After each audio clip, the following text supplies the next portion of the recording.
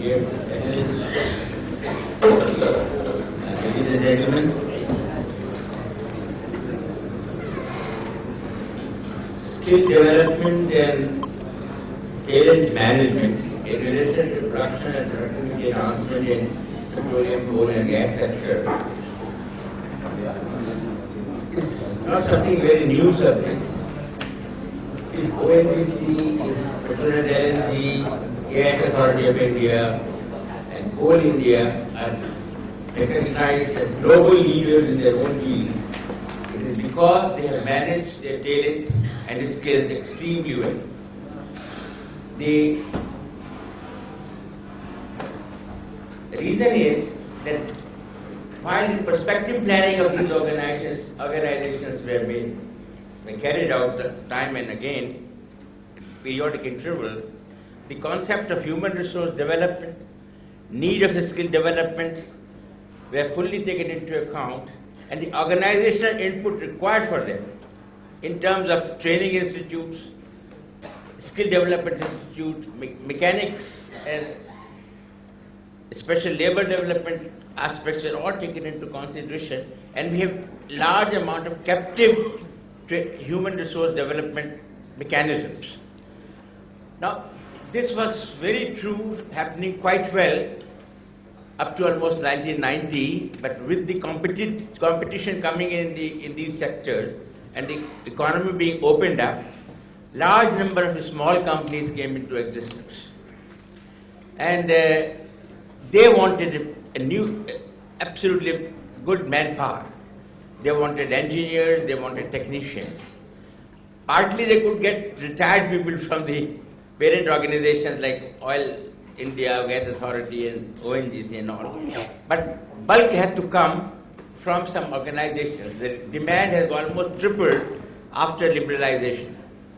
And then India developed domain-specific institutions like University of Petroleum and Engineering Studies, like the PDPU in Ahmedabad, and School of Petroleum by UPS Group, which trained technicians for upstream, downstream, but nothing actually has come in coal to the best of my knowledge in the private sector. There is a need for more institutions for skill and engineering, specifically for coal, though mining is now being added to almost all petroleum engineering colleges. But that's not enough. You require people, scavengers, lifters, pickers, I don't know, large number of trades in the coal sector, for which we require more institutions in India. But what we have found, as Dr. Baldev Thomas has shown, that the overall efficiency of the industry has remained around 25% in terms of success rates, in terms of success of operations,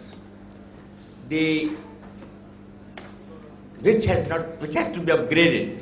Our rate of failures have to be reduced, number of less dry holes, better amount of coal per unit person to be lifted, all those things, number of the gas sold per unit person, revenue generated, all those performance parameters have to be upgraded. Now this requires knowledge, new knowledge, infusion of new knowledge. This requires innovative mind, and this requires research. Research itself is the talent to generate research, create an invention, transform that invention into an innovation and a useful thing, and make with that innovation a social and economic impact and convert into technology. So India also today needs revival and re-strengthening of skills and talent for doing research. Maybe we take MTech students and internees in the industrial research and training institutes, and if they are found good, they may be given jobs. So we catch young people who are tuned to generate new knowledge, who know the art and science of doing research and generating new concepts, and then unless we do that, we won't be able to sustain our own leadership and create a global leadership for ourselves.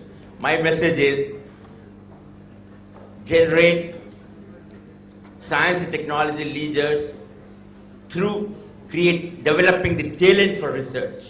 Thank you.